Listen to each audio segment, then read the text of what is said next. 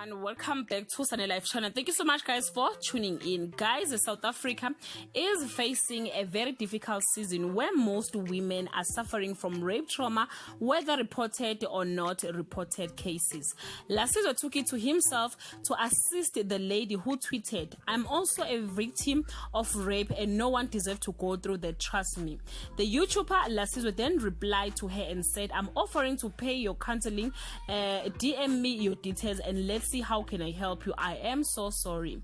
When I saw the tweet, I took it upon myself and I decided to offer my help to take her for counseling so that she can heal from the trauma. Speaking up and talking about such a traumatic experience takes a lot of courage and guts, Lasizo told Daily Sun publication. The lady did send Lasizo the information he wanted and she has already went to see the doctor, who told them that she will need to do an assessment to determine how many sessions she will need to attend. In closing, Lasizo said, "I hope these sessions will help him so that she can continue with her life without being reminded of his dark time in her past," commented a media personality.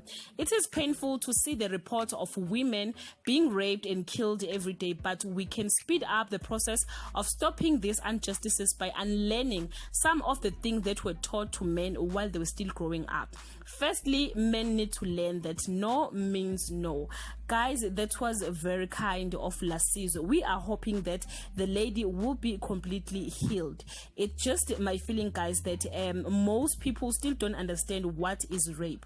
I just wish South Africa one day will just overcome gender-based violence against women and children. Comment below, guys, and share your opinion. Till we meet again, I love you so much, guys. Bye. Hello everyone.